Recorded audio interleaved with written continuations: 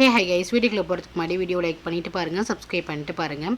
Last எபிசோடில் நம்ம ஹீரோனுக்கு தெரியும் வீட்டில் இருந்த பணத்தை காணோண்டு.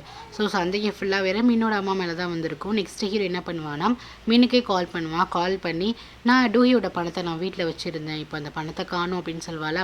அப்போ வந்து கேட்பான், என்ன 10 மில்லியன் இருக்குமா அப்படின்னு சொல்லிட்டு கேட்பான். ஏன்னா ஆல்ரெடி அவங்க அம்மா சொல்லியிருப்பாங்கல்ல இந்த மாதிரி. ஆமாம், கண்டிப்பாக வந்துட்டு அந்த படத்தை உங்கள் அம்மா தான் எடுத்துகிட்டு போயிருப்பாங்க. நான் ஷேர் ஹவுஸ்க்கு வந்துடுறேன், டூஹி வரேன்னு சொல்லியிருக்கான், நீ இப்போ எங்கே நில்லு அப்படின்னு சொல்லும் போது, சரி நானும் வரேன், கண்டிப்பாக அம்மா எடுத்துருக்க மாட்டாங்க அப்படிங்கிற நம்பிக்கையில் தான் மீன் வந்துட்டு கிளம்பி போவான். கிரண் வந்து டூஹி மேலே ட்ரெஸ் பண்ணிட்டு போவா. வெளியே தான் அந்த மீன் நிற்பான். கண்டிப்பாக அம்மா எடுத்துருக்க மாட்டாங்க அப்படின்னு சொல்லிட்டு மீன் சொல்லுவான். சரி உள்ளே போய் செக் பண்ணி பார்த்தலாம், உங்கள் அம்மா இங்கே தானே இருக்காங்கன்னு சொல்லிட்டு உள்ளார போய் கேட்பாங்க அவங்க அம்மா கிட்ட. என்ன 2 பேரும் சேர்ந்து இங்கே வந்திருக்கீங்க? மீனோட அம்மா கேட்பாங்களா, என்னம்மா நீ வந்து உண்மையை சொல்லு, இந்த மாதிரி ஹீரோயின் வீட்டில் இருந்துட்டு பணம் எடுத்துகிட்டு வந்தியா, அது வந்து டூஹியோட பணமா? அம்மா உண்மையை சொல்லுமா, நீ ஏதோ காசு இருக்குன்னு சொன்னீங்க, ஸோ அந்த காசாக என்ன அப்படிங்கும்போது, என்கிட்டலாம் அந்த அமௌண்ட்லாம் கிடையாது, யாரெல்லாம் சொன்னது, நான் லோன் எடுக்கலாம்னு இருந்தேன் அப்படிங்கும்போது, உனக்கு எப்படிமா லோன் தருவாங்க அப்படின்னு சொல்லிட்டு கேட்பான். எப்பாரா அம்மாவே சந்தேகப்படுறேன், என்கிட்ட அந்த மாதிரி காசுலாம் உனக்கு கிடையாது அப்படிங்குவாங்க.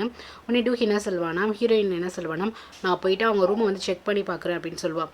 சரி வாங்க செக் பண்ணி பாருங்க அப்படின்னு தாராளமாக சொல்லிடுவாங்க.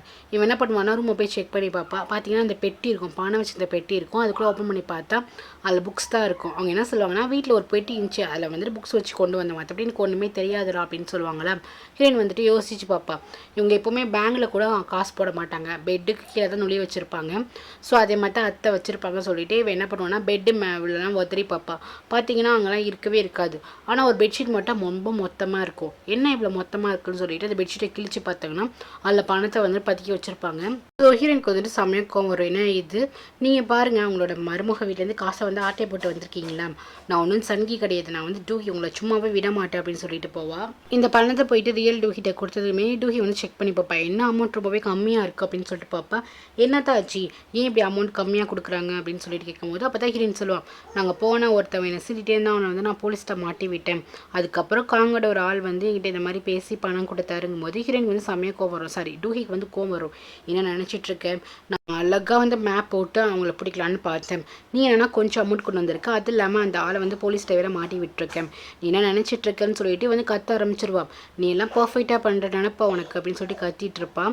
அப்போ ஹீரோயின் சொல்லுவா, இதெல்லாம் கல்ல பண்ணும், இதெல்லாம் தேவையில்லைங்கவா, ஃபஸ்ட்டு வாயை மூட்டு நீ வெளியே போ அப்படின்னு சொல்லிட்டு துரத்தி விட்டுருவான். நெக்ஸ்ட்டு பார்த்தீங்கன்னா ஹீரோ வந்துட்டு ஹீரோயினை கூப்பிட்டு ஒரு ஹோட்டலுக்கு அழைச்சிட்டு போவான். அங்கே பார்த்தீங்கன்னா அங்கே யாருமே ஒரு கஸ்டமர் கூட வரமாட்டாங்க. என்ன அது யாருமே இல்லை அப்படின்னு சொல்லிட்டு ஹீரோயின் கேட்பாளா.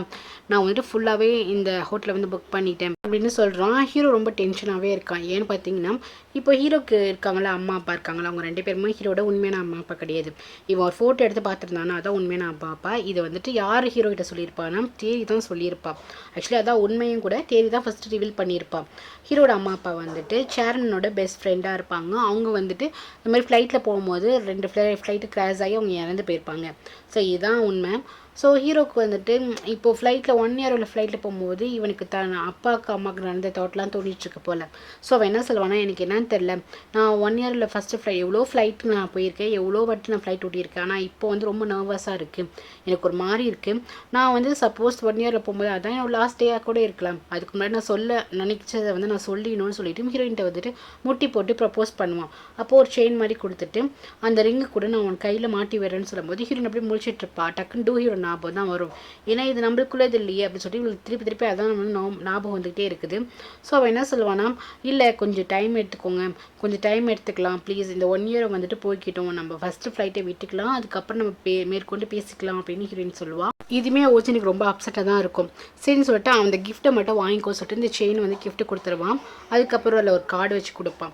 அவள் வந்துட்டு ஓகேன்னு சொல்லிட்டு அதை மட்டும் வாங்கிப்பான். நெக்ஸ்ட் டே ஆகிடுச்சு. இன்றைக்கி தான் 1 இயர் ஃப்ளைட் வந்து ஃபஸ்ட்டாக வந்து விட போகிறாங்க.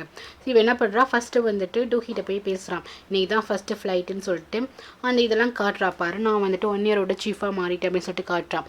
டூஹிக்கு வந்துட்டு இவ டியான் ஏர்லைன்லேருந்து மாறினது வந்துட்டு கடுப்பாக தான் இருக்குது. பட் 1 இயரில் இவ தான் சீஃபாக இருக்கா. ஸோ இப்போ தான் அது முன்னேற்றம் தானே, சின்ன கம்பெனியாக இருந்தாலும் பரவாயில்ல, நம்ம சீஃபாக இருக்கும்னு சொல்லிட்டு அவளுக்கு ஒரு பக்கம் ஹாப்பியாக இருக்குது.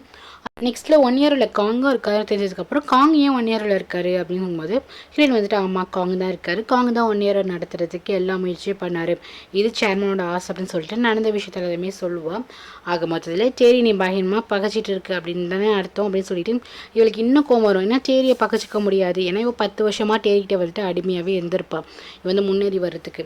இப்போ டேரிக்கிட்ட பகச்சிட்டா அப்படின்னா இவளுக்கு தான் லாஸ். ஸோ அது விஷயத்தில் வந்துட்டு இவள் கோவமாக தான் இருக்கா இன்னுமே. ஆனால் இருந்தாலுமே டியான் ஏர்லைன்னா பிளாக் மணி வைக்கிறது இவளுக்கு ஏதோ ஒரு ப்ரூஃப் இருக்கு போல். ஸோ அந்த ப்ரூஃபை வந்துட்டு இவள் லாக்கரில் வந்து சேஃபாக வச்சுருக்கா. ஸோ பேங்க் கால் பண்ணி இந்த மாதிரி அந்த ப்ரூஃப் வந்துட்டு ஒழுங்காக இருக்கலாம், அந்த லாக்கரில் இருக்க பொருள் பத்திரமா இருக்கா அப்படின்னு சொல்லிட்டு கேட்டு தெரிஞ்சுக்கிறான். நான் கூடிய சீக்கிரத்தில் வந்துட்டு அதை எடுத்துக்கிறேன் அப்படின்னு சொல்கிறா. ஓகே மேடம் நீங்கள் எப்போ வேணால் வாங்க அப்படின்னு சொல்லிட்டு பேங்க்கில் சொல்கிறாங்க. நெக்ஸ்ட்டு 1 இயர் தான் காட்டுறாங்க. எல்லாருமே ஃப்ளைட்டுக்கு போயிட்டுருக்காங்க. பார்க், அதுக்கப்புறம் ஓஜின், டூஹி, மின்ஹி, அதுபட்டியான் எல்லாரும் போயிட்டுருக்காங்க. மின்ஹிக்கெலாம் ஹாப்பி தானே ஃபஸ்ட் ஃப்ளைட்டு. ஸோ பயங்கர ஜாலியாக என்ஜாய் பண்ணிட்டு போயிட்டு இருக்கா. அதுக்கப்புறம் ஓஜினும் எல்லாருக்குமே ஆல் த பெஸ்ட் சொல்லிட்டு எல்லாருமே அவங்கவுங்க பிளேஸ்க்கு போகிறாங்க. அப்போ பார்த்தீங்கன்னா இந்த வந்துட்டு ஹீரோயின் வந்து லக்கேஜ்லாம் வச்சுட்டு இருப்பாளா. அப்போ அங்கேயும் வந்துட்டு டியான் என்ன சொல்லுவானா, உங்களுக்கு இதான ஃபர்ஸ்ட் ஃப்ளைட்டுன்னு சொல்லிட்டு அவனை வந்துட்டு கங்க்ராஸ் பண்ணுவானா. உடனே ஹீரோயின் வந்துட்டு இது வந்து நம்மளோட ஃபர்ஸ்ட் ஃப்ளைட், இவனுக்கு எப்படி தெரியும் அப்படின்னு சொல்லிட்டு வந்துட்டு யோசிச்சு பார்க்குறான். இவன் டியான் என்னன்னா சன்கிக்கு வந்துட்டு இதுதான் ஃபர்ஸ்ட் ஃப்ளைட்டு. ஸோ அதை வச்சு தான் அவன் சொல்கிறான். ஆனால் டூயா தானே இவன் இங்கே இருக்கா, டூய்க்கு பல ஃப்ளைட்டு வந்து போயிட்டு வந்திருப்பா. ஸோ அவளுக்கு இது பெரிய விஷயமே இல்லை. ஸோ அவள் என்ன சொல்கிறான்னா இது வந்து ஃபர்ஸ்ட் ஃப்ளைட்டா அப்படின்னு சொல்லிட்டு ஹீரோயின் கேட்குறாளா. இல்லை எனக்கு அப்படின்னு டியான் வந்து அப்படியே மாற்றி சொல்லிடுறான்.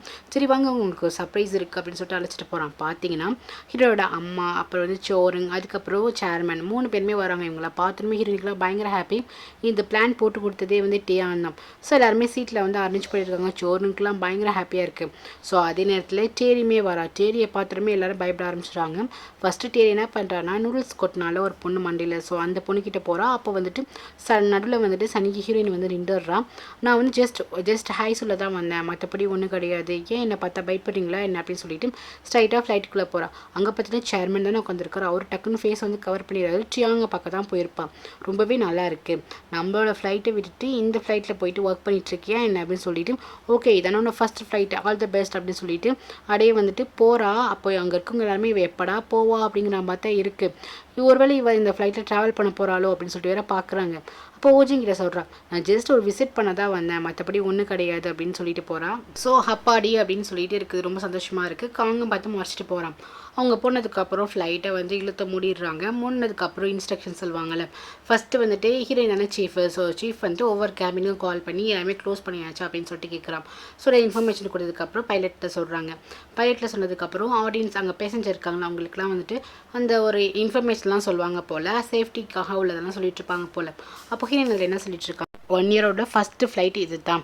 எங்களோட சேர்மனோட ஆசையை பார்த்தீங்கன்னா இந்த ஃப்ளைட் எங்கே பார்த்தாலும் போகணும், போகவே முடியாத இடத்துக்கு கூட 1 இயரை போகணும், சின்ன சின்ன ஊர்லாம் இருக்குல்ல, ஸோ சின்ன சின்ன பிளேஸ்க்கெலாம் போகணும், அதுதான் எங்களோட சேர்மனோட கனவுன்னு சொல்லிட்டு ஸோ எல்லா விஷயத்தையுமே சொல்கிறோம்ல. இதெல்லாம் கேட்கும்போது சேர்மன் ரொம்ப சந்தோஷமாக இருக்குது. ஏன்னா அவரோட ட்ரீமும் அது தானே. ஸோ இவர் ரொம்பவே நல்ல மனுஷன் சேர்மனும். ஸோ ரொம்ப ஆசைப்பட்டிருப்பார் இது மாதிரி நம்ம வந்துட்டு ஏழை மக்களுக்கும் இந்த மாதிரி ஃப்ளைட்டு வந்து வசதி கொடுக்கணும், அது மாதிரி டிக்கெட்லாம் ரொம்ப கம்மி. ஸோ எல்லாம் சொல்லும் போது சேர்மனுக்கு ரொம்ப சந்தோஷமாக இருக்குது. நம்மளோட ஆசையை வந்துட்டு எப்படியோ வந்துட்டு ஒரு வழியாக வந்து நிறைவேற்றிட்டாங்க அப்படின்னு சொல்லிட்டு.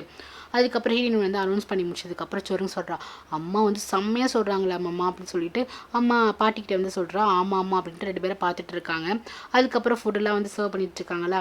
அப்போ வந்துட்டு ஏன்னு சொல்கிறான், ஃபுட்டு வந்துட்டு யாரோட ப்ரிப்ரேஷன் தெரியுமா, எல்லாமே எங்கள் சா மேடம் தான். ஹீரோயினோட ஃபஸ்ட்டு லெட்டர் வந்து சா டுஹி சா சன்கின்னு இருக்கும். ஸோ அதுதான் சொல்லுவான். சொல்லிட்டு மனசில் நினச்சி பார்ப்பான், கண்டிப்பாக வந்து சன்கி உங்களை எனக்கு ரொம்பவே பிடிக்கும், நான் என்னைக்காச்சும் ஒரு நாள் உங்ககிட்ட வந்து நேராக வந்து ப்ரப்போஸ் பண்ண தான் போகிறேன், அப்போ கண்டிப்பாக நீங்கள் என்னை அக்செப்ட் பண்ணுவீங்கன்னு தான் நினைக்கிறேன் அப்படின்னு சொல்லிட்டு நீங்கள் ரொம்பவே கிரேட் சன்கி அப்படின்னு சொல்லிட்டு மனசில் நினச்சிட்டு இருப்பான். அதான் பார்த்து பயங்கரமாக சைட் அடிச்சிட்டு இருப்பான். இங்கே தான் காட்டுறாங்க, மீன் வந்துட்டு ஷேரஸ்க்கு வரேன், யார் பண்ணி அப்படின்னு சொல்லிட்டு ஓஜின் அம்மா கேட்குறாங்க. அவங்க அம்மா நேமை சொல்லி நான் இவங்களோட பையன் அப்படின்னு சொல்லிட்டு அம்மா உடம்பு சரியில்லைன்னு சொன்னாங்க, ஸோ அதுக்கு தான் வந்தேன் அப்படின்னு சொல்லுவான். அம்மா அவங்களோட பணத்தை யாரும் எடுத்துகிட்டு போயிட்டாங்கன்னு சொல்லி புலம்பிட்டு இருக்காங்க, செகண்ட் ஃப்ளோரில் தான் இருக்காங்க, போய் பார்ப்பா அப்படின்னு சொல்லிட்டு போயிடுவாங்க.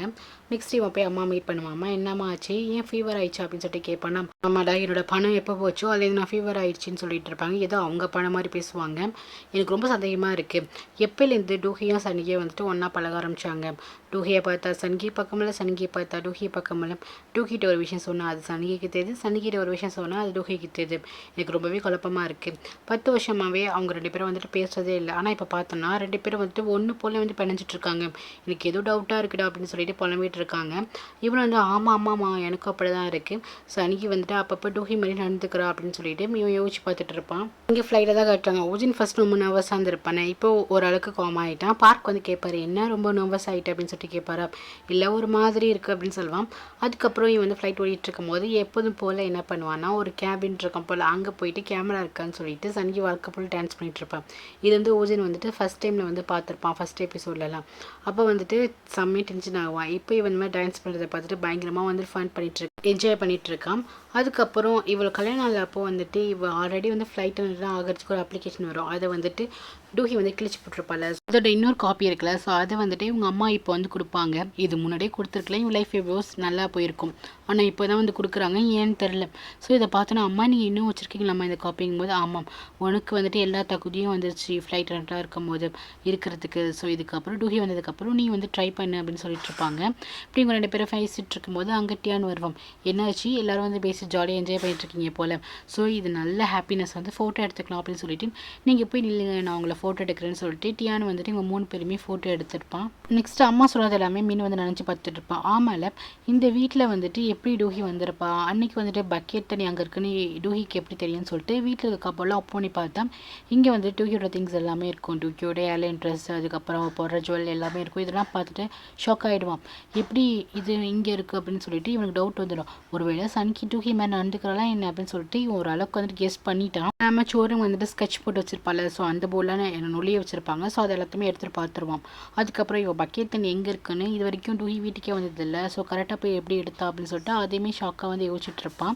நெக்ஸ்ட்டு பார்த்தீங்கன்னா இங்கே ஓஜின் வந்துட்டு ஃப்ளைட்லாம் முடிஞ்சதுக்கப்புறம் 2 பேரும் வந்துட்டு ஹாப்பியாக போயிட்டு இருப்பாங்களா. அப்போ ஓஜின் வந்துட்டு உங்ககிட்ட ஒன்று கொடுக்கணும்னு சொல்லிட்டு ஒரு கீ கொடுப்பான். அதில் வந்துட்டு ஓஜின் சொல்லி போட்டு சாங் ஓஜின் போட்டு டூஹின்னு போட்டிருக்கோம் ஒரு கீச்சன். அதை கொடுத்துட்டு இதே மாதிரி என்கிட்ட ஒன்று இருக்குது, நம்ம 2 பேரும் இதை வச்சுக்கலாம், லைஃப் லாங் நம்ம 2 பேரும் இப்படியே வந்து ஏர்லைனில் வந்துட்டு ஒர்க் பண்ணிட்டு இருக்கணும் அப்படின்னு சொல்லிட்டு இருப்பான்.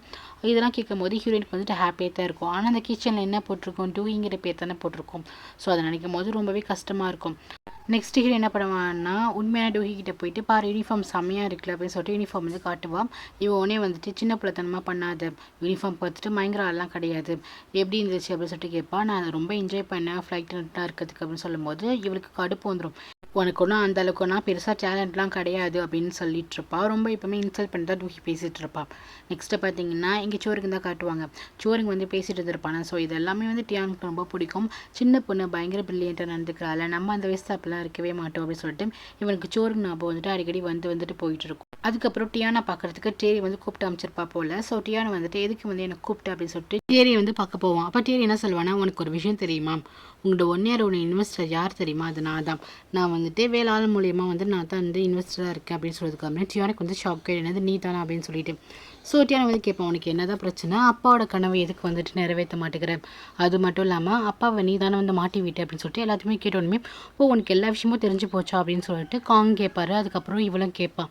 காங் வந்து கேட்பாருங்க பாரு, நீ யார் பக்கம், நீ வந்துட்டு அக்கா பக்கம் இருக்கியா அந்த ஓஜின் பக்கம் இருக்கியா அப்படின்னு சொல்லிட்டு கேட்பா. அதுக்கு டியா என்ன சொல்வானா, நான் வந்துட்டு அப்பா பக்கம் தான் இருப்பேன், அப்பாவோட கனவு 1 year. ஸோ கண்டிப்பாக வந்துட்டு 1 year வந்துட்டு யாராலையும் ஸ்டாப் பண்ண முடியாது அப்படின்னு சொல்லிட்டு போயிடுவான். டேரிக்கு வந்து செம்மையாக கோவம் வரும், இவன் என்ன இந்த மாதிரி பண்ணுறான் அப்படின்னு சொல்லிட்டு. அப்போ அவள் வந்து என்ன சொல்லுவானா, இங்கே பாரு நீ வந்துட்டு 1 year நாங்கள் வந்துட்டு எங்கள் கம்பெனியோட ஜாயின் பண்ண போகிறதில்ல, அதை வந்து தனிப்பட்ட முறையில் வந்து தள்ளி வச்சிட போகிறோம். ஸோ இப்போ நீ டியான் ஏர்லைனில் ஒர்க் பண்ணாமல் நீ 1 year ஒர்க் பண்ணால் லாஸ்ட்டில் வந்து சேர்மனோட பையன் நீ தான் தெரிஞ்சா அப்புறம் வந்து டியான் ஏர்லைன் என்ன ஆகுறது அப்படின்னு சொல்லிட்டு கேட்பா. அது என்ன வேணால் ஆகிட்டு போட்டும், ஸோ அதோட சிஓ நீயாக தானே இருக்க, ஸோ அதை பற்றி பிரச்சனை எனக்கு கிடையாது, அப்பாவோட கனவு தான் எனக்கு ரொம்பவே இம்பார்ட்டன்ட் அப்படின்னு சொல்லிட்டு போயிடுவான். டேரிக்கு நல்லா மூஞ்சில் அடித்த மாதிரி ஆகிடும். நெக்ஸ்ட்டு பார்த்தீங்கன்னா போய் அவங்க டீம்கிட்ட போய் சொல்லுவான். டீமில் இருக்கவங்க எல்லாருமே அப்செட் ஆகிடுவாங்க. என்ன இதில் வந்து டேரியோட இன்வெஸ்ட்மெண்ட் தானா அப்படின்னு சொல்லிட்டு ஓஜனுக்கு போய் கொஞ்சம் டல் ஆகிடும். ஹீரோனுக்கு தெரிஞ்சதுமே வந்துட்டு அவளுக்குமே கஷ்டமாயிடும். என்ன இது திருப்பி டேரிக்கிட்டே நம்ம மோதல மாதிரி இருக்கே அப்படின்னு சொல்லிட்டு. இங்கே பார்த்தீங்கன்னா டூஹி வந்துட்டு நல்லா நடக்கலாம் பழகிடுவா. இன்னும் 1 weekல டூஹி வந்துட்டு ஒர்க்குக்கு போயிடுவா. ஸோ கண்டிப்பாக நம்மளோட தங்கச்சி வேலைக்கு போகிறப்போ டேரியால் எந்த பிரச்சனையுமே வந்துடக்கூடாது அப்படின்னு சொல்லிட்டு ஹீரோயின் வந்துட்டு ஒரு முடிவு பண்ணியிருப்பா. இந்த ஏர்லைனாக இருக்குல்ல, ஸோ அதுக்கு வந்துட்டு யூனியன் வந்துட்டு வைக்கணும் அப்படின்னு சொல்லிட்டு ஸோ அதுக்கு வந்து முடிவு பண்ணிடுவான். அதுக்கப்புறம் யாங் வந்து கேட்பா, என்ன இது ஏர் அட்டனண்ட்டுக்கெலாம் வந்துட்டு யூனியனா அப்படின்னு சொல்லிட்டு கேட்பா. ஆமாம், இந்த மாதிரி டேரி இந்த மாதிரி பிரச்சனை பண்ணுறாள், ஸோ அவங்களுக்காக வந்துட்டு ஒரு யூனியன் இருக்கணும், கம்பெனியில் இருக்க பிரச்சனைலாம் அவங்க இந்த யூனியன்கிட்ட சொல்லணும்னு சொல்லிட்டு யூனியன் வந்து ஸ்டார்ட் பண்ணலான்னு இருப்பாள். ஸோ அங்கே இருக்கவங்கலாம் சிரிக்க ஆரம்பிச்சிட்டாங்க. கொரியாவில் ஃபஸ்ட்டு யாருமே வந்துட்டு ஏர் அட்டனண்ட்க்கு யூனியனே வச்சதே இல்லை அப்படின்னு சொல்லுவாள். ஸோ அதான் சொல்கிறேன், நம்ம வைக்கலாம், யாரெல்லாம் சப்போர்ட் பண்ணுறீங்கும் போது எல்லாருமே சப்போர்ட் பண்ணுவாங்க. இந்த யாங் கூட 2 பேர் இருப்பாங்களா, அவங்களுமே சப்போர்ட் பண்ண வருவாங்க. பட் யாங்கை பார்த்துட்டு அமைதியாக உட்காந்துருவாங்க. இதுக்கு ஓஜின் வந்து சப்போர்ட் பண்ணுவான். எனக்குமே வந்துட்டு கேப்டனாக இருக்கவங்க எல்லாருக்குமே வந்துட்டு அந்த மாதிரி ஒரு சங்கம் இருக்குது, ஆனால் வந்துட்டு ஏர் அட்டனண்ட் தான் கிடையாது போல். ஸோ டியானுக்குலாம் பயங்கர இம்ப்ரெசிவாக இம்ப்ரெஸ் ஆகிடுவான். நெக்ஸ்ட்டு பார்த்தீங்கன்னா சரி செம காண்டில் இருப்பான். இவன் என்ன நினச்சிட்டு இருக்கா, டூயனுக்கு அகேன்ஸ்டாக பண்ணுறான். இந்த மாதிரி ஏர் அட்டனுக்குலாம் யூனியன் வச்சா என்ன ஆகுறது அப்படின்னு சொல்லிட்டு அவள் செம்ம காண்டில் வந்துட்டு இருப்பான். அப்போ பார்த்தீங்கன்னா டூயை பார்த்து திட்டுறதுக்கு வருவாள். ஆனால் பார்த்தீங்கன்னா எல்லா மீடியா பீப்பிளும் வந்துடுவாங்க. டூயி வந்துட்டு சொல்கிறது மட்டும் இல்லாமல் போயிட்டு கவர்மெண்ட்டை போய் ரிஜிஸ்டரும் பண்ணிட்டு வந்துடுவான்.